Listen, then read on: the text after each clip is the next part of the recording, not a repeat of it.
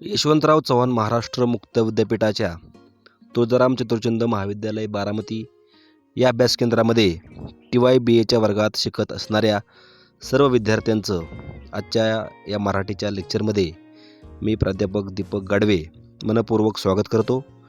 MAR 253 म्हणजेच बालसाहित्य या विषयामध्ये आपण मागच्या लेक्चरमध्ये पहिला घटक अभ्यासला होता, बालसाहित्याचं स्वरूप. आणि आजच्या या लेक्चरमध्ये आपण पुढचा घटक अभ्यासणार आहोत. घटक क्रमांक 2, बालसाहित्याची वैशिष्ट्ये. बालसाहित्याची वैशिष्ट्ये काय आहेत हे आपण आजच्या या लेक्चरमध्ये अभ्यासणार आहोत. यापूर्वी आपण बालसाहित्याचं स्वरूप समजावून घेतलं आहे. बालसाहित्य म्हणजे काय याविषयी अनेक विचारवंतांचे विचार आपण जाणून घेतले. त्यावरून बालसाहित्याचे स्वरूप स्पष्ट करणे थोडेसे अवघड आहे आणि बालसाहित्याची निश्चित व्याख्या करणं हेही अवघड आहे हे आपल्याला समजलं.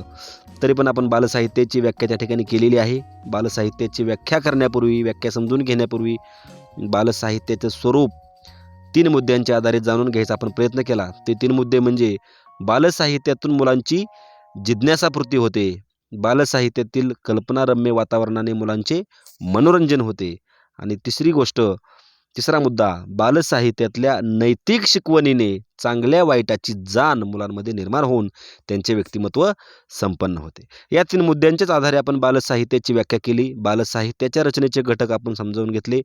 हे समजून घेताना अनेक बालगीतं, शिशुगीतं, कथांची उदाहरणं आपण पाहिलीत.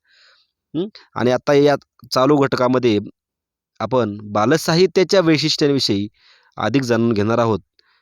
याविषयी बालसाहित्याची भाषिक वैशिष्ट्ये देखील आपण समजून घेणार आहोत.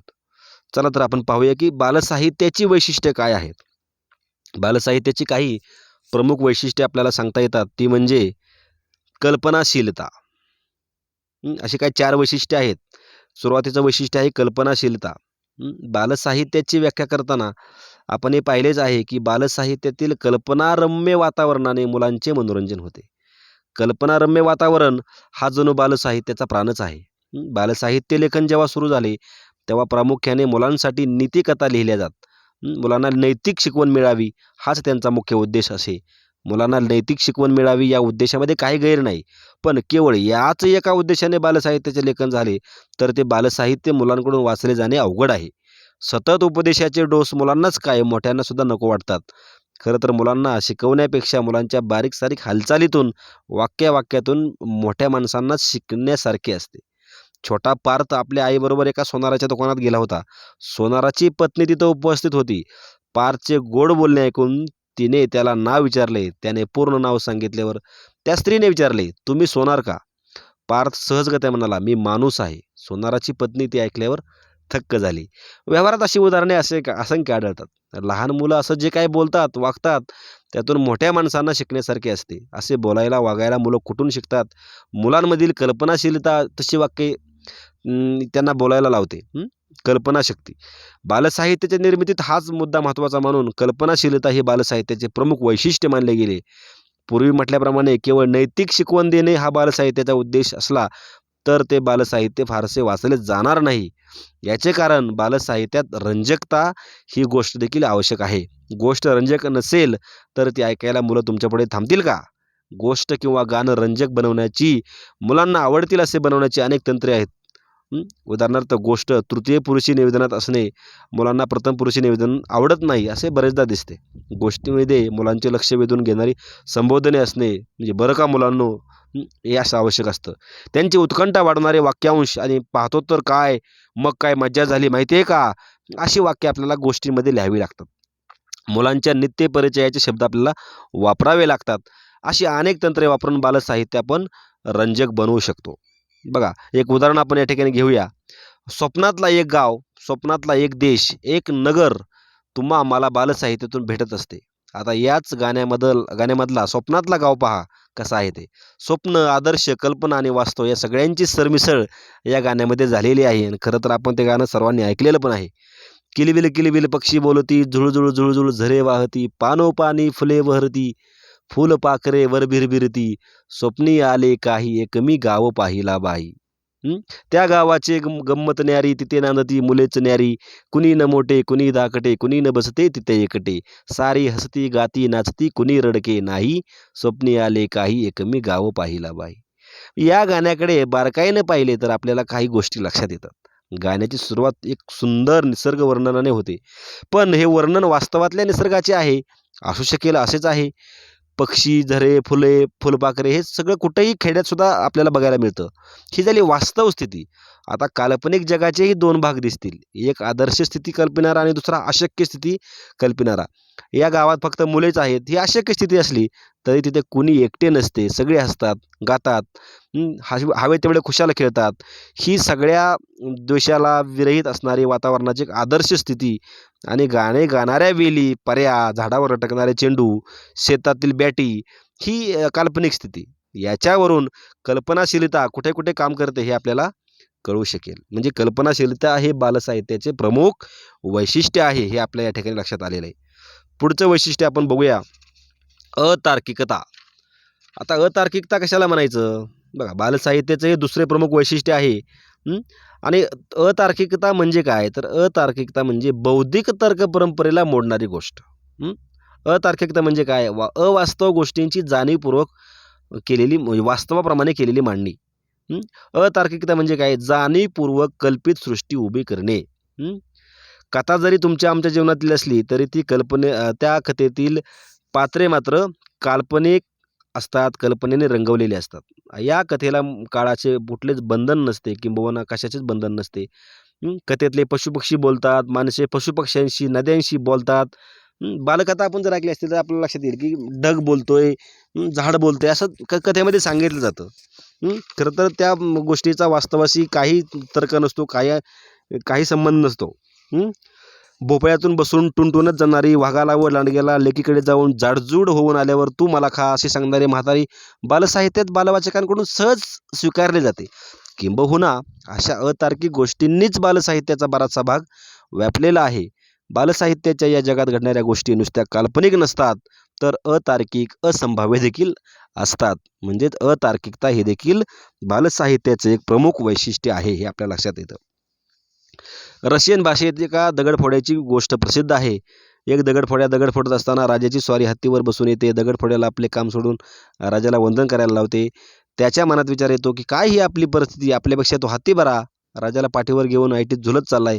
आपण दगडफोड्या असण्यापेक्षा हत्ती झालो असतो तर किती बरं झालं असतं. असा विचार मनात येताच तत्क्षणी तो हत्ती बनतो आणि राजाला पाठीवर घेऊन झुलत चालू लागतो. पाठीवर बसलेला राजा गरम चहा पित असतो.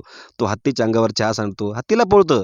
त्याला वाटतं अरे रे रे, उगाचच आपण हत्ती झालो. त्यापेक्षा राजाच झालो असतो तर काय मजा झाली असती. हा विचार मनात येताच तो हत्ती राजा बनतो आणि हत्तीच्या पाठीवर बसून डुलत जाऊ लागतो.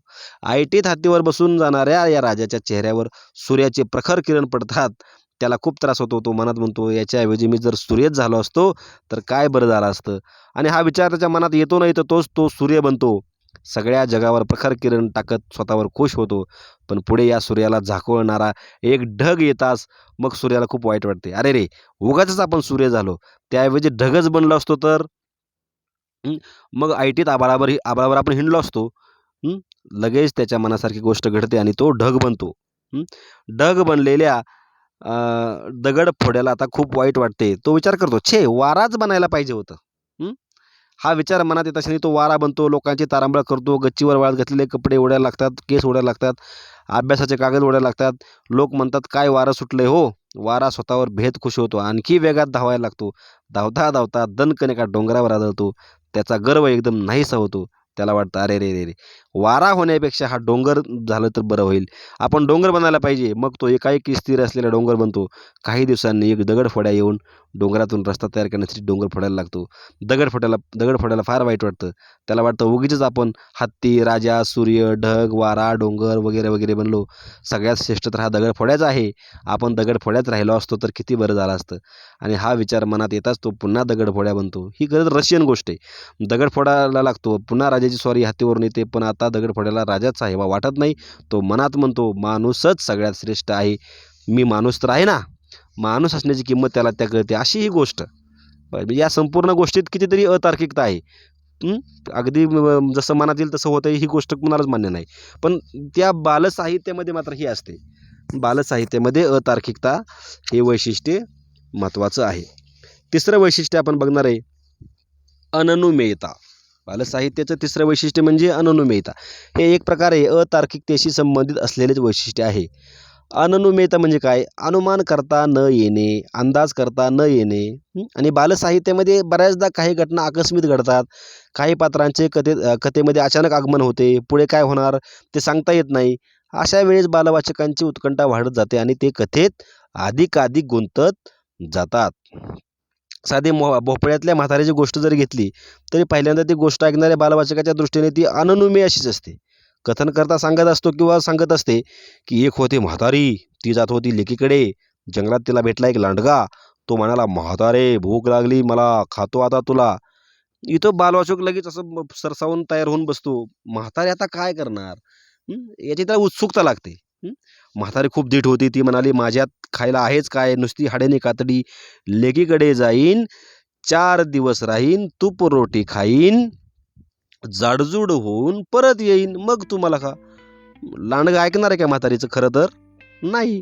पण त्या गोष्टीमध्ये ते ॲक्सेप्ट केलेलं आहे. आणि लांडगा म्हणाला, खरंच ग खरं, पण लवकर ये हं, मी वाट पाहीन. म्हातारी निघाली.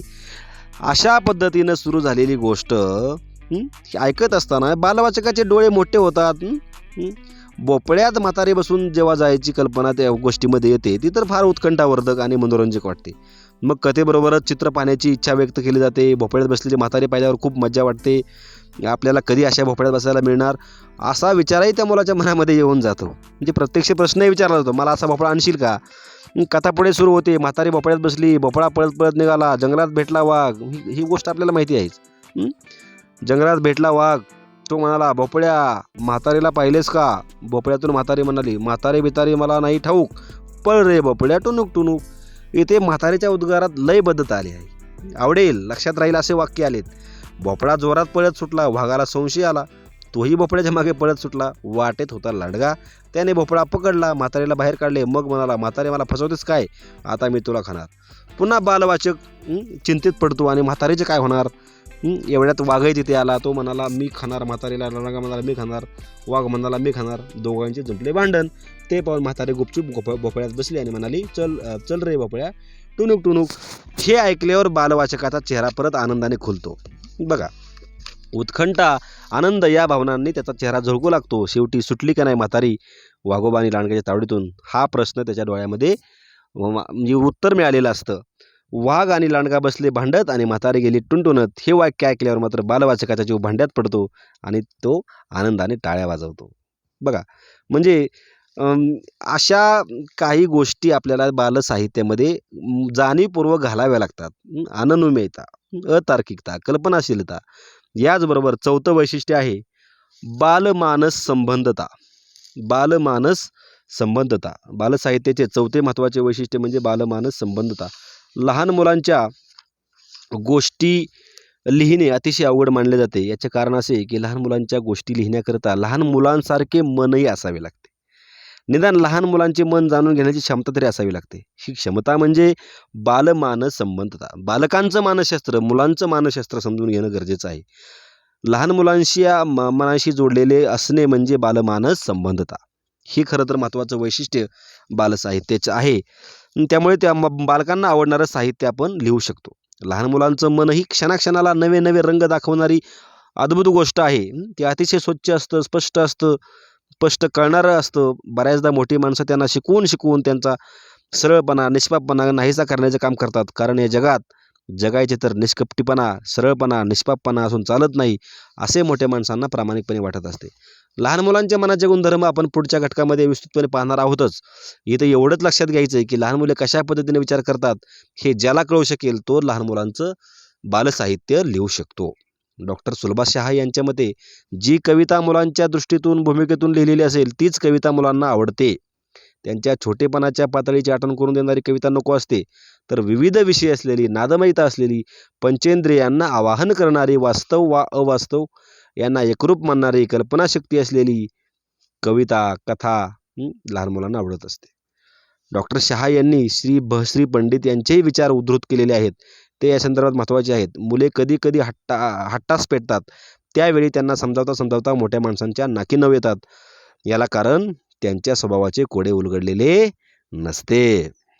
डॉक्टर शाह पुढे म्हणतात, म्हणून बालदुनियेचे ज्यांना प्रत्यक्ष दर्शन झाले असेल आणि ज्यांचे बालपण त्यांच्या स्मृती जीवनातून नष्ट झाले नसेल, अशांनाच बालकविता किंवा बालकाव्य बालसाहित्य लिहिता येईल. बघा, बागुल यांच्या संदर्भात एक उदाहरण दिलं आहे. बागुल यांनी कवितेचं शीर्षक आहे गोड मागणी. गोड मागणी. बघा, देविदास बागुल यांनी, ए आई होईन मी खलाशी बंदरवाला, तू येशील का ग आजोळी जायला.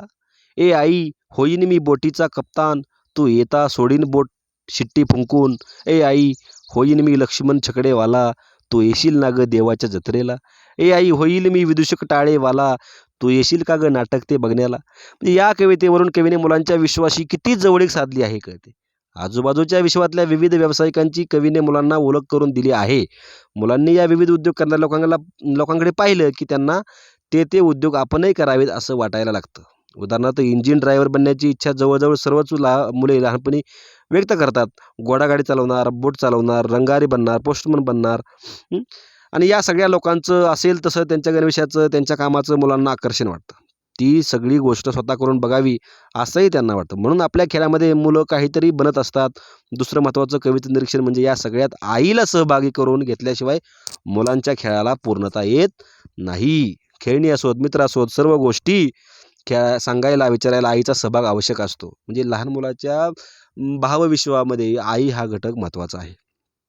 पुढे सरिता पत्की यांची एक कविता पहा. बाहुले बाहुले डोल ग, चुटू चुटू बोल ग, दूध पी कब्बर मग घेईन कडेवर, रडू नको थांब थांब राहिलंय माझं काम काम, काम करून घेईन तुला नेहीन भूर देईन फुगा, येईल गंमत खूप खूप आता झोप गुपचूप.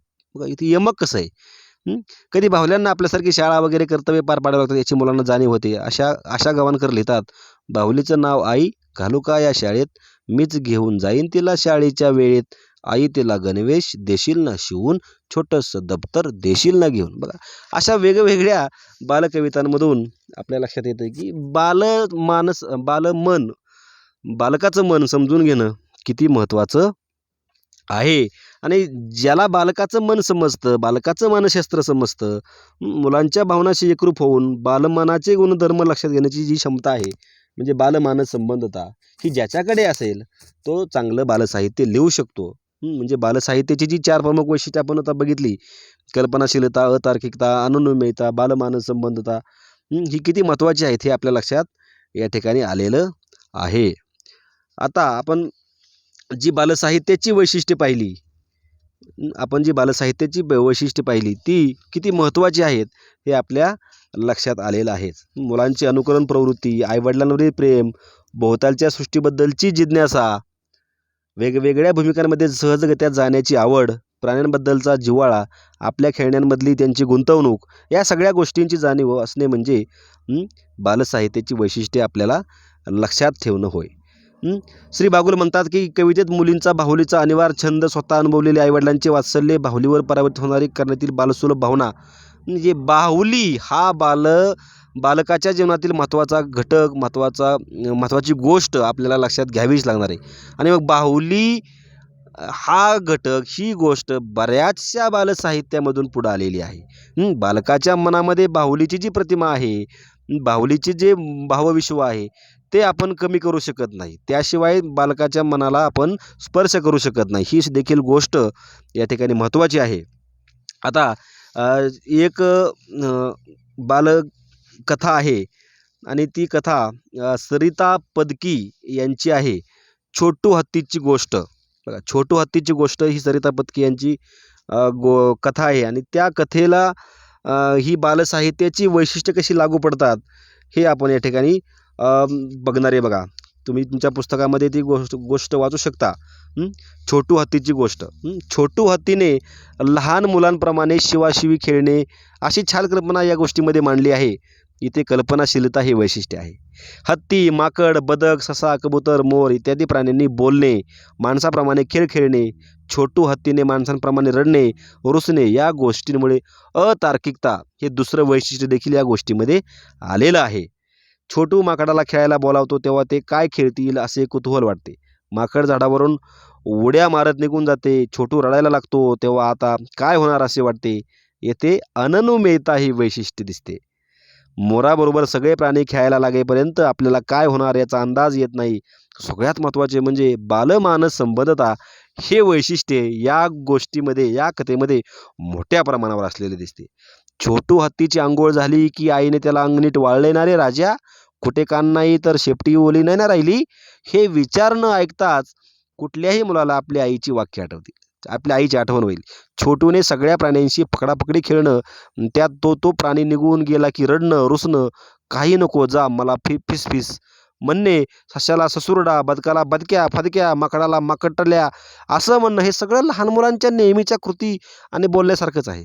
त्यामुळे अर्थातच इथे चौथं जे वैशिष्ट्य आहे बालमानस संबंधता, ते देखील आलेलं आपणास पाहावयास मिळतं. तुम्ही देखील तुमच्या पुस्तकामध्ये असणारी ही गोष्ट वाचा. तुम्हाला देखील बालसाहित्याची वैशिष्ट्ये निश्चितपणे समजतील. या ठिकाणी बालसाहित्याची वैशिष्ट्ये या व्हिडिओमध्ये तुम्हाला सांगण्याचा मी प्रयत्न केला. अर्थात तुम्हाला ती समजली असतील.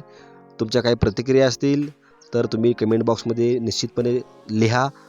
व्हिडिओ आवडल्यास शेअर करा, लाईक करा आणि पुढील नवीन व्हिडिओच्या नोटिफिकेशनसाठी ज्ञानरंजन मराठी या चॅनलला सबस्क्राईब करा. धन्यवाद.